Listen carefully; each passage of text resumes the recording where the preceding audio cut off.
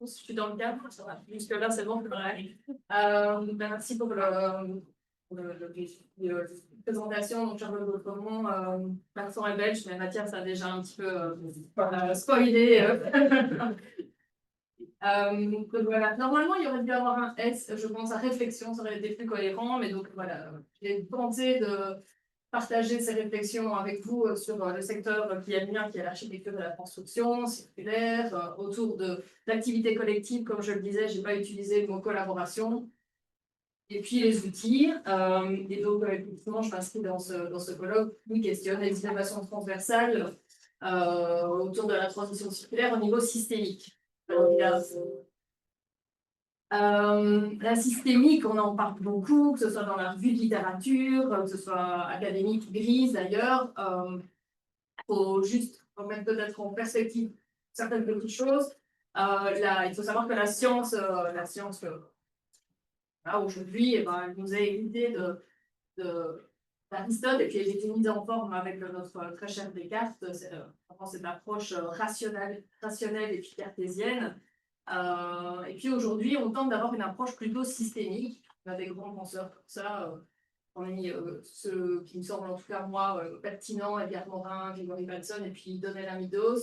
Donella Meadows, c'est une des principales autrices de Limit of Growth, de 72, de 72.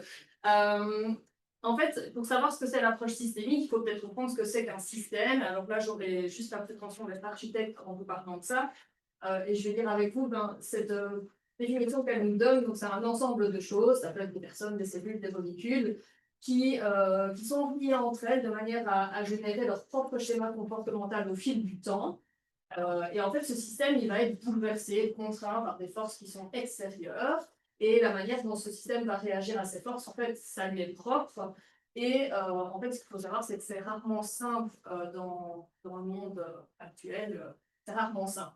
Donc, le système, on le voit ici, il y a 4 grandes composantes du système, les frontières avec d'autres systèmes. Par exemple, l'université est un système en soi qui est composé d'éléments, ça peut être des chercheurs, des profs, des étudiants, mais aussi peut-être des ordinateurs, etc., qui sont justement en interaction, j'espère pour la plupart du temps bonne, peut-être parfois compétitive, et puis on a des réservoirs qui sont par exemple les réservoirs des connaissances, mais aussi les réservoirs de coûts, et compagnie. Et en fait, la systémique, cette approche systémique, il y a 4 fondamentaux de la systémique. C'est aussi 4 composantes, mais c'est la globalité, la complexité, l'interaction et l'organisation. Et en fait, quand on voit ceci, on comprend en quoi l'écologie, particulièrement l'écologie moderne, elle s'inscrit bien pour être étudiée avec une approche systémique, puisque comme on le disait, il y a un écologue célèbre, oui, qui dit effectivement que le tout est plus que la somme des parties. Donc, je vais juste reprendre un petit peu cette vision que je donnais au départ des 4 grandes composantes de la systémique. Notre expérience, elle est rarement le reflet de la réalité globale. Meadows donne par exemple souvent cet exemple dans un de ses livres. L'expérience des différents aveugles qui viendra toucher un éléphant, suivant la partie que un ou une des aveugles touche, on va avoir une expérience différente, mais ça ne représente pas la globalité des choses. Donc ça, c'est la premier fondamental pour avoir une approche systémique. Et puis, on parle aussi de complexité. Là où dans la science plutôt rationnelle, cartésienne, on essaye de disséquer des choses, d'aller assez fort dans les détails. Ici, l'approche systémique, elle vise à embrasser quelque part la complexité. On sait qu'on est dans des enjeux actuels, enjeux systémiques, qui sont hyper complexes, changement climatique, perte de la biodiversité, crise financière, événements extrêmes, certainement liés à plein de parties qui viennent avant, et puis voilà, des enjeux sociaux. Hier au BRIC, on parlait de la crise du logement, c'est ici au Québec, c'est en Europe, on en a partout. Donc voilà, la crise, les enjeux systémiques, le Circle Economy parle de polycrise. Et puis il y a une autre composante qui est les interactions. Dans la science traditionnelle cartésienne, on parle principalement de liens causaux simples entre A et B. dans cette approche systémique, en fait, A va avoir un impact sur B, B va avoir un impact sur A, et A va prendre de nouvelles décisions par boucle de rétroaction suivant ce que B lui renvoie. Donc on voit que c'est assez complexe. On peut par exemple parler dans le cadre, c'est bien connu, des effets rebonds. Typiquement, on veut mettre quelque chose en place et puis on a l'effet rebond après. Moi ici, dans le cadre, ça c'est plutôt dans le cadre de ma recherche doctorale, mais j'ai pu analyser, donc moi c'était plutôt sur l'éco-conception. Les dynamiques qui ont été mises en place en Europe par la Commission européenne, à un moment donné, on s'est rendu compte qu'effectivement notre secteur était très émissif au niveau des gaz à effet de serre et a voulu, et c'est très vertueux, diminuer ces émissions de gaz à effet de serre. Pour ça, il y a eu toutes ces directives qui ont volontairement impliqué de la rénovation et d'isolation des bâtiments. Sauf qu'on a on a inclus énormément de matériaux isolants issus de la pétrochimie qui avaient une empreinte carbone qui était certainement très grande. Et donc, ces flux de matière, en fait, ils sont rentrés dans nos bâtiments début des années 2000, et puis on continue aujourd'hui de les mettre en place. Et puis, ben, en fait, on se questionne maintenant avec X années après, soit parce que il faut effectivement, il y a une durée de vie, qu'elle soit économique, technique ou fonctionnelle, ben, on doit remettre en mouvement ces éléments. Qu'est-ce qu'on en fait? On les considère comme déchets? Est-ce qu'ils vont être enfouis? Est-ce qu'on va les incinérer? Enfin, vraiment la question. Et donc là, en fait, on voit que lorsqu'on tente d'avoir une approche un peu plus systémique des choses, on se rend compte que ce qu'on met en place, ben, ça a un impact. Et puis, du coup, ça nous permet par là d'entrer dans l'économie circulaire. On s'est rendu compte qu'en fait, ce flux de matière entrant, ben, le système ne fonctionne pas très bien.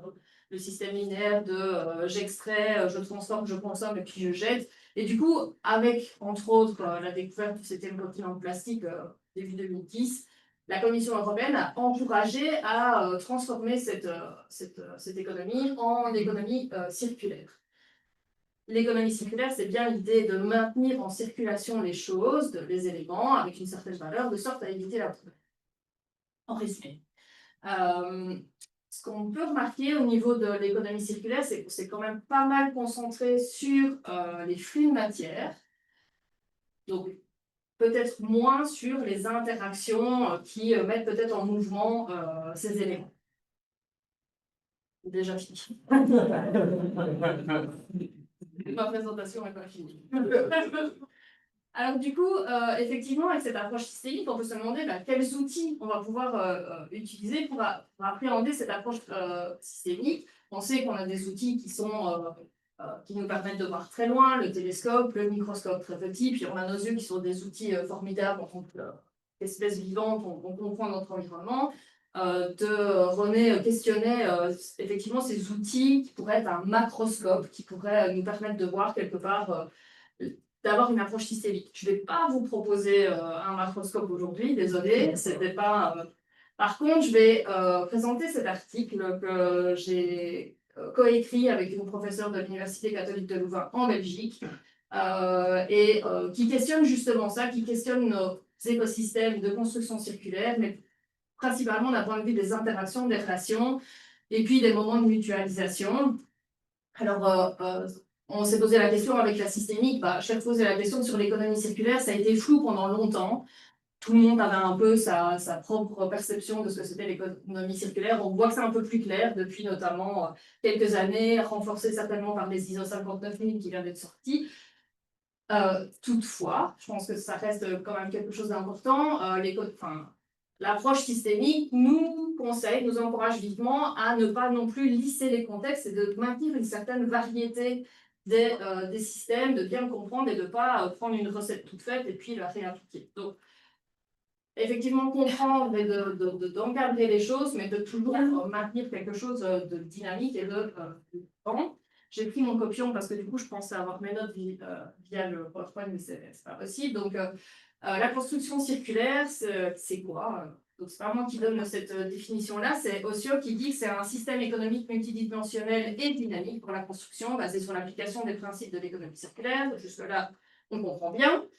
Il vise à concevoir des bâtiments et des infrastructures en tenant compte des différents niveaux systémiques, donc micro, méso et macro, afin d'obtenir un environnement bâti qui vise le zéro déchet et le zéro pollution.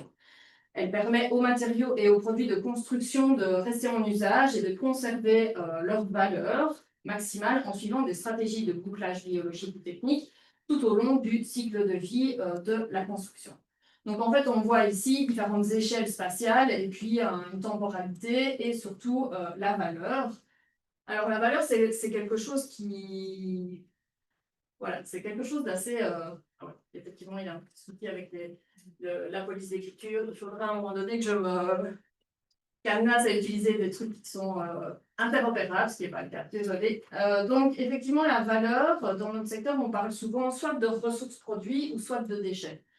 En fait, c'est un peu plus complexe que ça. À nouveau, il y a tout un gradient d'éléments qui vont peut-être pas être totalement des ressources produits et peut-être pas totalement des déchets. On va parler du Rotor en Belgique, un collectif qui était un des pionniers au début des années 2000 à se questionner sur la construction circulaire, a fait un ouvrage qui est vraiment hyper intéressant à ce sujet. Et donc, eux, ce qu'ils disent, c'est que les éléments, s'ils sont usés, ils vont être acceptés par des parties prenantes, mais c'est suivant le point de vue qu'on regarde. Par exemple, si on est une personne d'entretien, si on a un gestionnaire ou un usager, on ne va pas avoir on va pas définir la valeur de la même façon aux éléments.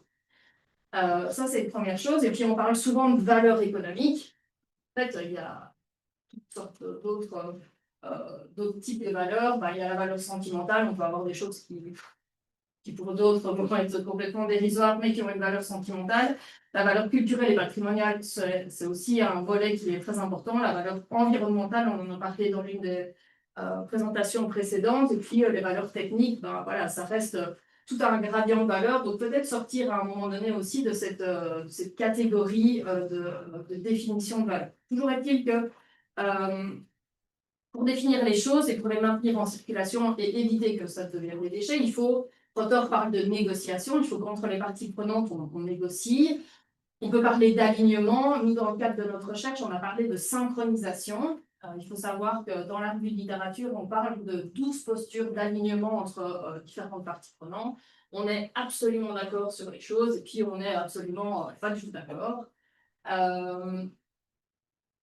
Donc, il y a de ce côté-ci, effectivement, il y a deux types de synchronisation dans le cas de notre secteur. Qu'est-ce qu'on définit comme valeur? Là, on vient de le dire. Et puis, donc on parle de synchronisation cognitive autour de la valeur et puis de la synchronisation des objectifs. OK, on sait que ça a de la valeur. Qu'est-ce qu'on fait maintenant? Quelle stratégie circulaire on va mettre en place? Et donc, ça rejoint la deuxième synchronisation qui est plutôt opératoire. Alors, quand on parle voilà, à nouveau de synchronisation opératoire, Potting en 2017 nous a donné les stratégies circulaires qui se trouvent ici à l'écran, qui peuvent permettre en tout cas de mettre les choses en place, qui sont le refuser, le repenser, vous les connaissez, réduire, réutiliser. Toutefois, ce qu'on a voulu mettre aussi en lumière dans cet article, c'est que ces stratégies, elles ne vont pas s'appliquer à l'ensemble du bâtiment, mais donc là, on s'applique sur le pionnier en la matière, qui était Brandt en 1994, qui définit les bâtiments comme des couches, un peu comme des oignons. On va mettre en mouvement plus rapidement peut-être le mobilier que la structure pour maintenir ou préserver de façon plus longue. D'autres chercheurs ont proposé des variantes de ce bâtiment oignon. On a voulu savoir aussi dans notre boucle ici, ces stratégies, elles allaient impacter quelle partie prenante et à quel moment du cycle de vie, puisque voilà, là on est sur un parc immobilier existant, rénovation actuelle, qui reviendra à terme à un stock, et puis on aura les rénovations futures. On a voulu un petit peu savoir ça. Et donc en se questionnant justement comment les parties prenantes autour d'un projet de rénovation circulaire aujourd'hui, comment ils vont travailler ensemble. Mais avant de se questionner là-dessus, je voulais revenir par exemple sur les pressions, puisqu'on l'a vu que Mythos nous donnait cette définition du système et qui va être contraint par des forces extérieures. On a les forces qui sont réglementaires, ça va avoir beaucoup d'impact sur cette rénovation. Puis on va avoir les contraintes et les forces mimétiques, C'est-à-dire, OK, ben, on est par exemple un ou une architecte ou une entreprise de construction, comment on fait le secteur? Et donc là, ça nous permet quelque part de nous positionner. Et puis, on a les contraintes et les pressions coercitives qui sont propres à chaque partie prenante et puis à chaque projet. Quand on voit de cette façon-là un petit peu qu'on essaie de mettre des liens, on comprend un peu mieux que tout ne repose pas sur un seul acteur ou actrice, ni sur une seule partie prenante, mais que c'est un ensemble d'éléments. Si on reprend une seule partie prenante, on sait que voilà, il y a des forces qui viennent de toutes parts, et puis on va avoir quelque part des catégories de contraintes et de pressions, et elles sont en fait interconnectées. Voilà, j'en ai listé ici, on peut avoir des contraintes environnementales, économiques, culturelles, politiques, organisationnelles, et on peut en avoir d'autres, qui ont elles-mêmes des sous-catégories de contraintes, qui vont être interconnectées entre elles, mais aussi pour différentes parties prenantes. C'est-à-dire que, par exemple, au niveau de la maîtrise d'ouvrage, va peut-être avoir effectivement des impacts, va influencer d'autres contraintes qui seront celui ou celle de l'architecte, et puis du fabricant. Donc on voit qu'en fait, quand on commence à voir quand on commence à relier les choses, il y a quelque chose qui se passe là où on tente d'avoir une approche un peu plus systémique. On s'est rendu compte aussi qu'avec cette approche, dans le cadre de la construction circulaire, ça réorganise les rôles. Là où dans l'économie linéaire, ben, on a les compétences et les connaissances qui sont assez bien définies. Un ou une architecte a ces compétences-là, un ou une ingénieure a ces compétences et ces connaissances-là. Dans la construction circulaire, ben, on doit atteindre plus de compétences, de connaissances. Et puis alors là, du coup, ça hybride complètement les rôles. Ça hybride les rôles, par exemple, le gestionnaire de déchets. Donc la gestionnaire de déchets redevient quelque part un sourceur ou une sourceuse. Et donc, il est même quelque part déplacé dans son intervention dans la chaîne de valeur des choses. Et donc, ça va forcément bousculer aussi comment ces nouvelles acteurs, actrices interagissent entre elles. Et donc là, on a identifié d'une part les relations qui sont déjà dans le système linéaire, mais on voit effectivement que les relations typiquement médiatiques de facilitatrices et coordination a beaucoup plus d'importance. Et il y a une autre notion qui nous a un peu surpris, mais en tout cas qui a été mise en lumière à travers cette analyse, c'est l'engagement. L'engagement est beaucoup plus fort en construction circulaire que dans la construction linéaire. Et puis on s'est un peu recentré vraiment, l'article est décomposé suivant micro, méso, macro, et puis on s'est un peu plus concentré autour du projet. Et là, en fait, ces relations, on voit qu'elles sont aussi dans l'organisation, elles sont itératives, c'est-à-dire que la synchronisation va être à plusieurs reprises, on se met d'accord, c'est quoi la valeur, comment on fait en pratique, et puis on va devoir faire ça plusieurs fois. Ce qui fait qu'en fait, il ne faut pas tenter non plus de faire rentrer un processus circulaire dans un timing linéaire. Ça prend plus de temps, c'est vraiment quelque chose. Donc, on a aussi un petit peu regardé qu'est-ce que ça donnait comme impact sur le modèle d'affaires et puis sur les outils. Alors là, pour les outils, on ne cherchait pas spécialement un outil systémique, loin de là, mais on cherchait à voir comment la revue de littérature académique parlait de cette collaboration et quels outils elle proposait dans le cadre de la construction circulaire. Et donc, on avait une grille d'analyse que moi, j'avais réalisée dans le cadre de ma recherche doctorale. Donc, on a des types d'outils. Les outils intellectuels, c'est plutôt, on va discuter de la valeur, on va s'aligner, se synchroniser sur c'est quoi la valeur, le parti architectural à mettre dans le projet. Cognitif, c'est l'état des connaissances. Et puis technique, c'est tout ce qui va être plutôt la production. Et puis différents usages, coordination, communication, synchronisation, production et conservation, et puis il y a des sous-thématiques. Ce qu'on a pu se rendre compte dans cette revue de littérature, c'est que on parle énormément d'outils techniques. Une minute, je pense qu'on est bon. On parle énormément d'outils techniques, un peu d'outils cognitifs, qui effectivement définissent c'est quoi la construction circulaire, quelle est la valeur qu'on va donner aux éléments, etc. Mais en tout cas, il n'y a pas d'outils qui sont proposés, ou en tout cas discutés dans la revue de littérature sur le parti, la valeur qu'on veut, qui est vraiment fondamentale quand on se met en mouvement, quand on veut transitionner, c'est quel est l'objectif, quelle est la valeur qu'on veut transmettre par rapport à ça. Il n'y en avait pas dans la revue de littérature qu'on en a faite. Et je voulais ajouter aussi que les outils qui ont été analysés sont majoritairement numériques. BIM, IoT, IA, Digital Twin, Blockchain, c'était vraiment principalement numérique, rien quelque part en low-tech. Il y a peut-être un biais là et on peut effectivement en discuter. Donc dans cet article, en fait cet article c'est, je suis à la fin. En fait, dans cet article, c'est un premier article que moi j'avais commencé avant de commencer mon postdoc ici au GRID avec cette prof de UC Louvain. On a un deuxième qui est en cours et vraiment sur le point, on espère, de publication rapide. Là, on est plus sur, on va mettre en application ce que je vais vous présenter ici avec des interviews d'acteurs de réemploi belges autour de vrais projets qui ont été menés. Et puis le troisième article, c'est la comparaison avec la situation au Québec. Donc ça, c'est un premier step.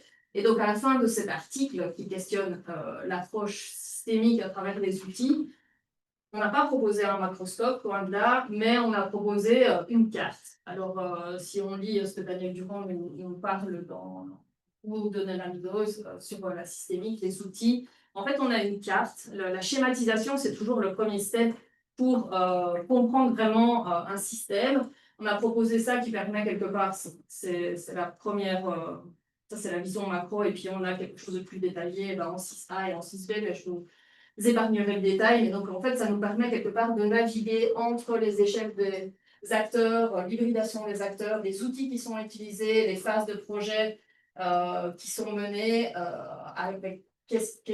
On a questionné aussi la chaîne de valeur et puis les objectifs et les stratégies circulaires. Et puis donc, on fait des zooms sur certaines parties. Ça nous permet quelque part d'avoir un peu, c'est pas simple comme schéma, comme carte, mais ça nous donne un petit peu l'état des choses avec les connaissances qu'on a. Donc, l'objectif, c'était bien d'avoir une certaine globalité à 3 échelles, micro, méso, macro, la complexité avec les contraintes, l'hybridation et la temporalité d'un projet, d'un cycle de vie du projet, les interactions à travers les engagements et les relations, et puis l'organisation, qu'est-ce que ça impacte au niveau des rôles, des outils et des modèles d'affaires. Ça, c'est le QR code pour l'article en question. Et alors, je suis désolée, je fais un peu la pub. La semaine prochaine, on a une conférence au CERAC où on questionne justement ça et on a des conférences. Et d'ailleurs, Hortense présentera justement les projets qui ont été menés dans le CERIEC, au lac Construction. Et donc, on questionnera tout ça la semaine prochaine, vendredi. Donc, si ça vous intéresse, vous y êtes invités. Déjà, merci beaucoup pour la présentation. C'était super intéressant. C'était encore plus intéressant du fait que je pense que ça exprime bien la notion de complexité en fait, dans les systèmes. Et surtout qu'il y a plein de définitions différentes. Ça m'a fait penser à beaucoup de choses, mais je pense que vous l'avez exprimé par rapport à la notion de valeur, notamment le fait que est-ce qu'on ne devrait pas parler plutôt de système par rapport à des objectifs adaptés ou une valeur à une vision finalement, puisque le système va changer en fonction de l'objectif. Je pense que c'est l'idée un peu de la valeur, dans le sens où est-ce que le terme de système circulaire, ça a vraiment du sens, ou c'est système circulaire pour un objectif concret, puisque j'imagine que les échelles vont changer à ce moment-là. Vous l'aviez exprimé aussi par rapport à la pression, contrainte, je trouvais ça vraiment intéressant. Mais ça me fait penser notamment du fait de cette complexité, la notion d'accès aux données et de traitement aux données. Parce que là, on voit toute la quantité et la diversité surtout des données qu'il faut aller chercher et à quel point on est capable aussi d'aller chercher ces données-là et à quel point on est capable de les rendre intelligibles par la suite, de pouvoir les utiliser. C'est-à-dire, finalement, de quelle manière ou combien de fois on pourrait reproduire ce type d'analyse. Et je comprends aussi pourquoi on va avoir des outils plus en intelligence artificielle ou en ce genre de choses, parce que j'imagine que c'est ce qui va permettre finalement de reproduire ça. C'est une super bonne question. C'est des questions qu'on se pose, que ce soit au GRID ou avec mes collègues en Belgique. Je vais redire la phrase que je dis souvent. Personnellement, j'ai plus peur de la bêtise humaine que l'intelligence artificielle. Donc, je pense qu'effectivement, il y a une intelligence qui doit être conjuguée au pluriel. Et c'est un peu bateau ce que je vais dire, mais je pense qu'effectivement, ça ne peut pas être une personne qui va avoir la charge d'étudier ça. Entre guillemets, je suis que architecte, je n'ai pas une connaissance ni de la biologie, enfin voilà, moi je fais une recherche avec ma subjectivité propre et je suis située, et donc, voilà, donc je pense que c'est en se mettant à plusieurs autour de la table qu'on va pouvoir, mais ça a déjà été dit ce matin, et je pense que, voilà, entre autres, la construction a fait des initiatives qui se veulent collaboratives. Moi, la collaboration, j'ai pris de la distance par rapport à ce mot-là, et ça m'a confirmé encore hier avec, dans un autre colloque à l'ACFAS. La collaboration, c'est vraiment très compliqué, c'est très difficile d'une part à définir, mais à mesurer. Donc moi, je parle plus de collectif, comment ensemble on fait quelque chose, mais je crois que c'est là, et mettre bout à bout, je suis pas du tout contre le numérique, loin de là, je viens de ce secteur-là plutôt. Je pense que ça ne peut être qu'un outil. Je pense que si on veut penser aussi à plus tard, et on sait qu'on est dans des enjeux systémiques, et moi c'est là où, par exemple, l'IA me pose énormément de questions. Le problème, c'est que pour un prompt, il faut 5 litres d'eau. Et j'ai vu qu'hier, la quantité d'énergie pour faire un prompt, ça correspond à une charge d'un téléphone, le temps de charge. Donc, je ne suis pas contre l'IA, je pense que c'est un super outil qui peut être certainement mis à bien pour plein de choses, mais recentrons la question et puis revalorisons en fait les compétences qui sont celles des êtres humains, et donc augmentons en fait en connaissances et en compétences à ce niveau-là. Je pense que le numérique peut être un outil, mais remettons à d'autres. Et puis au pluriel. Moi, ça, je maintiens que le pluriel, c'est mieux que le singulier. Je sais pas du coup si j'ai répondu. Si, totalement, mais je suis d'accord. De toute façon, je pense que ça va avoir ses limitations, c'est qu'on ne sera peut-être pas forcément capable de faire ce système parfait où on va aller chercher toute l'information. Puis il est dynamique, donc en soi, c'est ce qu'on met aussi comme limite dans la recherche, c'est que l'écosystème construction circulaire, il évolue, il est dynamique, puis il y a des choses des fois qu'on pense entrepercevoir, et puis on parle énormément on l'a vu ce matin, l'économie circulaire au niveau de la recherche académique a flambé. Le Cycle Economy nous dit que sur l'année, je ne sais plus c'est quelle année, on a diminué de 5% dans l'effet concret.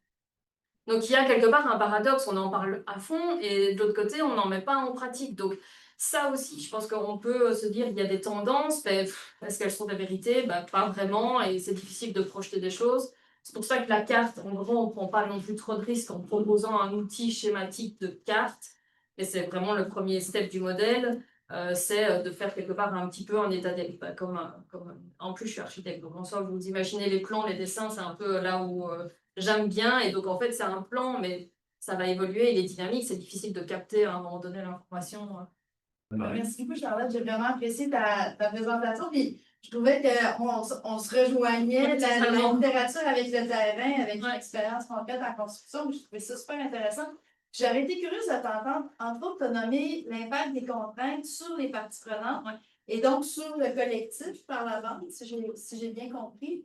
Puis je sais que dans la littérature ressort beaucoup, entre autres, la notion des contraintes réglementaires. Puis c'est un peu un défi qu'on avait dans notre analyse, de dire jusqu'à quel point qu'on nomme cette contrainte-là, c'est une contrainte à l'économie circulaire comme telle ou à la collaboration en économie. Des fois, on était dans ces zones grises-là. Fait que j'aurais aimé ça t'entendre, puis je ne sais pas là, si tu es en mesure, à partir de vos données, de dire concrètement, comment ce genre de contrainte-là peut affecter le collectif? Je vais répondre en deux temps. Alors, ce qui me vient en tête, c'est plus aussi mes recherches doctorales, donc plus sur le durable, même si ce n'est pas le terme que j'aime bien, mais disons le durable d'éco-conception. Il y a un chercheur français qui fait une recherche, je pense, en France sur le sujet. Il faut savoir que le cadre réglementaire, ça peut cadrer, mais ça peut favoriser comme ça peut défavoriser les choses. Et donc lui, dans son cas, montrait qu'effectivement, parfois, le fait de mettre des cadres autour de certaines choses, ça peut, notamment autour du réemploi, c'est de se dire, ben voilà, du coup, il faut un cadre assurantiel, et c'est très bien, hein, mais donc du coup, et alors à ça, et en Belgique, on est champion pour ça, c'est de faire des règles et puis de faire des dérogations. Là, ça c'est, je pense qu'en France, on se rejoint à ce niveau-là, on fait des dérogations. Donc le cadre réglementaire peut être, il doit être contextualisé. Effectivement, il faut savoir si c'est bien ou enfin si c'est favorable ou défavorable. J'avais un autre élément de réponse par rapport à ça. Ah oui, et donc du coup, on peut déroger. À partir du moment où on a les bons arguments, on peut déroger aux choses. Il faut juste dire que le cadre réglementaire, il est aussi lié à d'autres. C'est ça que je montrais avec les petites bulles là. Il est lié aussi à un secteur économique. Enfin, il est lié à d'autres choses qu'il faut mettre aussi en perspective dans cette approche un peu systémique de relier les points.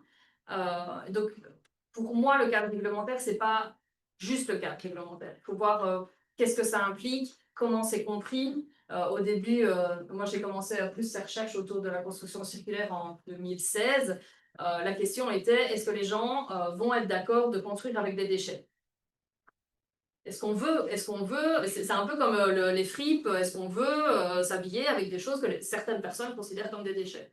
Donc, est-ce que c'est... Enfin, voilà, je pense que c'est un peu tout... Il faut prendre les choses dans leur contexte. La fripe, maintenant, devient à la mode, et donc on paye des choses pour qu'elles aient l'air usées. C'était peut-être pas le cas il y a 5-10 ans, mais donc voilà, il y a quelque chose qu'il faut mettre un peu en perspective. Je pense pas que le cadre réglementaire soit toujours contraignant. Je pense qu'il peut justement être, avec des bons arguments, il peut être justement peut contourner, ou il peut être un levier. Voilà.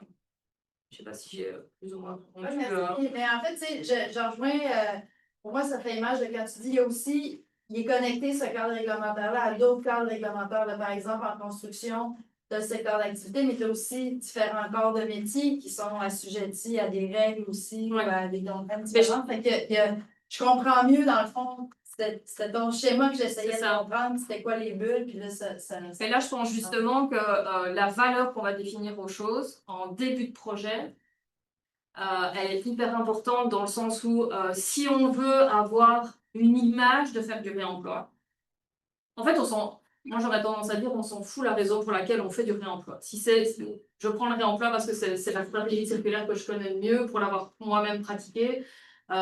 Si les gens veulent se dire je suis écolo, je fais du réemploi, je veux que ça se voit, très bien, très bien. Un architecte en Belgique qui est un peu connu, qui a fait le conseil du Parlement à Bruxelles, il a réutilisé des châssis en bois et c'est la façade. Voilà, et donc là, il a certainement trouvé des pistes pour contourner en se disant, ben voilà, on doit s'inscrire peut-être dans un développement durable, dans une décarbonation, et puis il a certainement fait une dérogation par rapport à cette contrainte réglementaire. Mais donc, la valeur qu'on définit aux choses, elle, à mon sens, c'est elle qui va amener toute la stratégie d'après et toute la mise en pratique, l'opérationnalisation. C'est ça que je dis, la synchronisation cognitive au départ, elle est majeure. Ça permet de mettre autour de la table différents acteurs, de savoir de quoi on parle. Est-ce qu'on est tous d'accord? C'est quoi le réemploi? C'est un truc qui est plus ou moins vieux. Est-ce qu'on est sur une acceptation? Et puis après, ouais,